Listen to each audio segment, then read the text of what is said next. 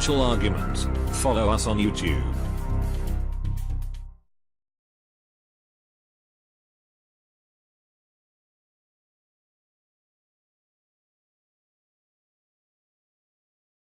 Now, as we can see from all the data that we've been looking at, I mean, if you listen to the corporate media, it's completely different. If you listen to the U.S. government, it is completely different. If you listen to the Fed, it's completely different.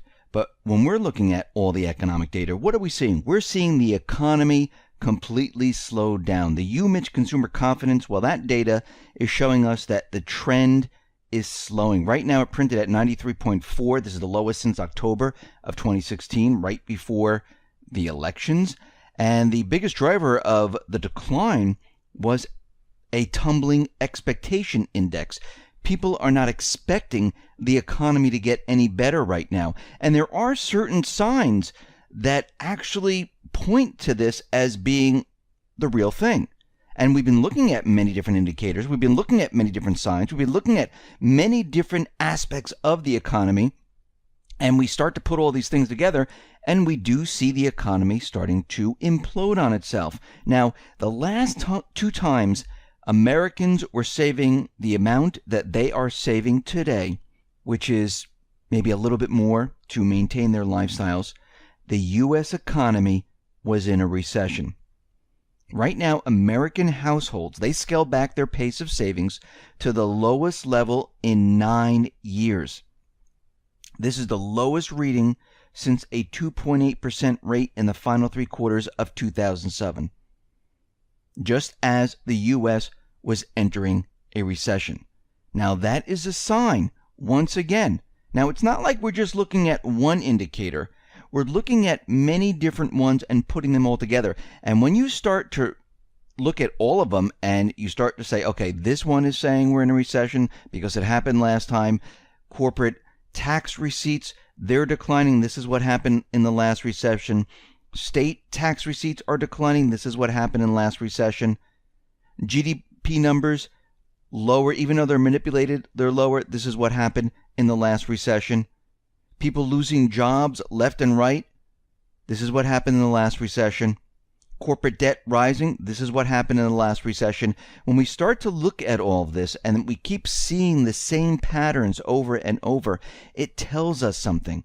But again, the U.S. government, the Fed, those who are in power, they like to change history. They like to go back in time and basically revise or manipulate the numbers even more to make it look like everything was fine at a certain period of time. And they're doing this today. Now, if we go back in time, we can see that they've been playing around with GDP numbers.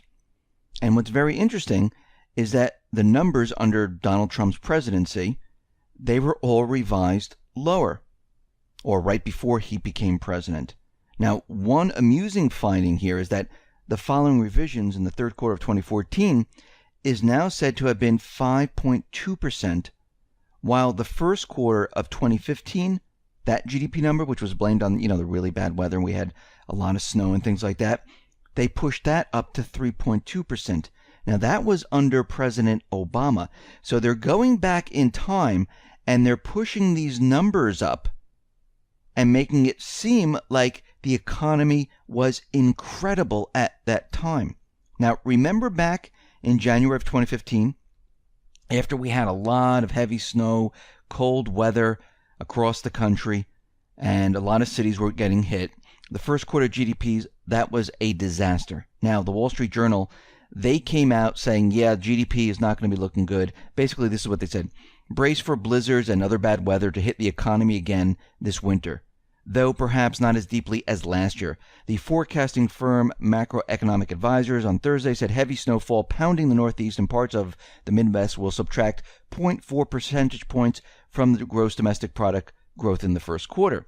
Now, Forbes came out and said, many economists and investors are pointing to a snowy, wintry weather.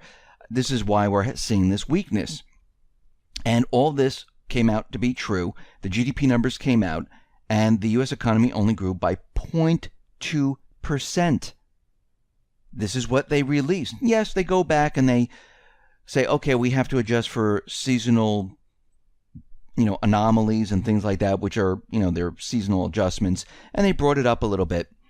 But that year, they said, well, we're going to do a double seasonal adjustment to eliminate what just happened here, which really what they were trying to say is they wanted to bring the numbers way, way up. So basically, they brought these numbers in the first quarter of 2015, they brought the number all the way up to 3.2%. So now we're starting to get readings during Obama's presidency that the economy was doing a lot better than it really was, because now people are going to look back in history and all they're going to see are those numbers. Oh, look, the first quarter of 2015, we had a 3.2. Oh, this quarter we had a 4.0%. This quarter we had a 5%. So unless you're comparing everything, this is what people are going to see. And this is when they announce these things, this is what people are going to remember. Why are they doing this right now? Because they want everyone to think and believe, and people have very short memories. Unless you research it and look it up on the internet and go back in time and take snapshots, they'll believe that, and they're revising these numbers now at the end of 2016 to 2017 lower. Very interesting how they're setting this up.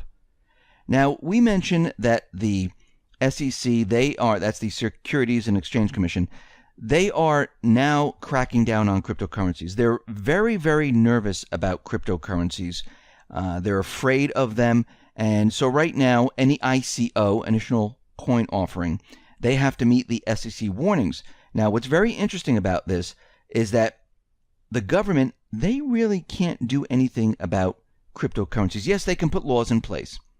But we need to remember something very interesting, is that the crypto regulations now, it's going to be very difficult to attack the cryptocurrency market. Why is that? Because according to Elaine Yu, who's a blockchain engineer, she pointed out that ICOs are untraceable, international, have no central authority, funds can't be frozen, and the SEC ICO warning is the best ad for ICOs. Because think about it. If they're all around the world in all these different data centers, and each country, has this, it's not the United States that's controlling it, it's basically free. And how are they going to freeze your account? It's going to be very difficult. Well, they say, well, if you're on Coinbase, guess what? They'll just freeze what's in there. Well, what happens if you have it offline? They can't touch it. And you can sign up to a different exchange. You can sign up anywhere you want. I mean, they can't freeze what you're doing. Yes, they can freeze your dollar account in the bank or PayPal, but your cryptocurrency account, very difficult to do. And this is going to force more and more individuals into cryptocurrencies, because when the government and the central banks try to take control, people don't want them taking control of their currency. They don't want the government or the central bank to have control of locking them down. They don't want that. And this is what we are seeing. This is what they want to do, and they're so afraid of it. Now, a couple of reports ago, we talked about RV sales. Now, this is coming out of John Rubino, dollarcollapse.com, and he's been looking at the RV sales. And we looked at it, and we see that RV sales are booming. And, you scratch your head, why is this happening? Maybe a lot of people are selling their homes, buying RVs, or maybe people are feeling very comfortable because of the euphoria in the stock market, and they think the economy is going to be doing well, so they go out and they buy these, play toys.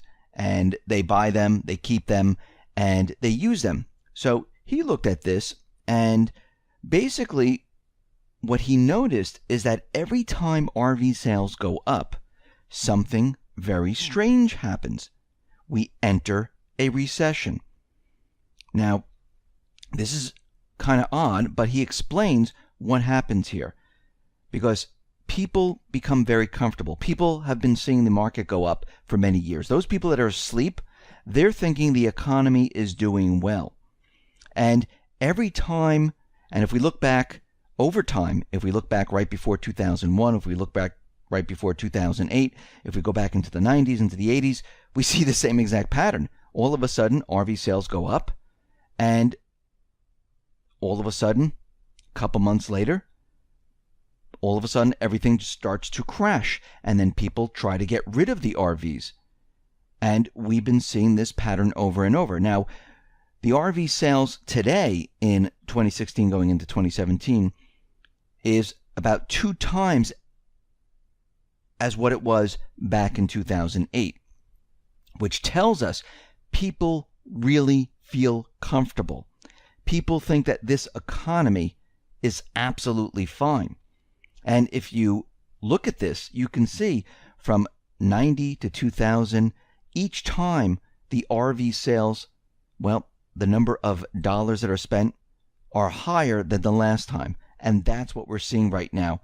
And basically what happens is when we enter a recession, well, all of a sudden, everything comes crashing down. When people feel comfortable about the economy, they go out and they buy houses. When people feel comfortable, they go out and buy certain things. And this is an indicator, and I'm thinking that this is probably the older generation who wants to travel the country, where they're saying, listen, I have my pension, everything looks great, I feel very comfortable. The my investments in the market, they're going up, so let's go out and buy something else. And we've seen this before. This is nothing new. And it always ends in a complete and utter disaster. Now we can see that the EU, they are getting prepared for bank runs. How do we know this? Well, the EU is coming out with a proposal that they're going to freeze bank accounts if there is a run on the bank. Any bank in the EU, they will freeze the accounts. So the European Union, and this is what they state, are considering measures which would allow them to temporarily stop people withdrawing money from their accounts to prevent bank runs. The move is aimed at helping rescue lenders that are deemed failing or likely to fail, but critics say it could hit confidence and might even hasten withdrawals at the first rumors of a bank being in trouble. The proposal, which has been in the works since the beginning of this year, comes less than 2 months after a run on deposits at Banco Popular. And we can see that they want this in place because they understand that this is not the only bank. We've been looking at many other banks, especially in Italy, in Spain, in Germany, and they know that these banks are not strong. And they want to say, okay, freeze the accounts, freeze the accounts. They don't want anyone taking money out of the bank. Now, are they going to wait until the bank is failing to freeze the accounts? No, they already know. And once the word gets out that the bank is not doing well, they are just going to temporarily freeze the accounts. Now, what is temporarily? They can make that whatever they want. We're temporarily off the gold standard back in 1971. 45 years is a long temporary period. So really what they're doing is they understand that the global economy is going to come crashing down, and they're going to try to save the banks. What else do they have in place? They have the bail-in. So think about what they're doing right now. If they freeze the accounts and nobody can take out any funds, they can go in and use the bail-in documents. And believe me, it's not going to be just in the EU, it's going to be everywhere. And I'm sure in the United States, they're already going to freeze it no matter what. They'll call it a bank holiday. But they want to make sure in the EU, to all the different countries, as soon as the ECB, they say, okay, we need to stop this, boom, everything's just going to come to a freeze across the entire EU. And this is why they're doing this right now, because they understand that things are going to come crashing down. And this is why we've been saying get prepared, because we are seeing a lot of signs and a lot of all of this where you can see that they are definitely getting prepared for something very, very major. I mean, you don't do all of this. You don't put into place a bail-in document because now you can't bail out. You don't put into a place where let's freeze accounts to make sure that we can keep all the funds in the banks. You don't do all of this because everything is fine. You do this because you understand that something bad is happening, because you already know that the banks are insolvent. You already know that the stress tests are completely fake, phony, and false. You already know that the GDP numbers in the United States and many other countries are completely manipulated, that the economic numbers, the employment numbers, and many more are completely manipulated. They already know that this is a fake global economy. They realize it. They understand it. And they're hoping that they can keep everyone basically in the dark until they get everything in place. And they do this very slowly. Look what has been done throughout the many years. And many people don't even realize that this has been happening. Where they, had the bailouts, no more bailouts, they went into the bail-ins. They did test cases in Cyprus, in Greece, in India with cashless societies and locking down and freezing banks. They did some tests in Spain and Italy with bail-ins and bailouts. I mean, they're doing all of this to prepare. They're taking depositors and saying, well, now they're on the hook because it's really not your money.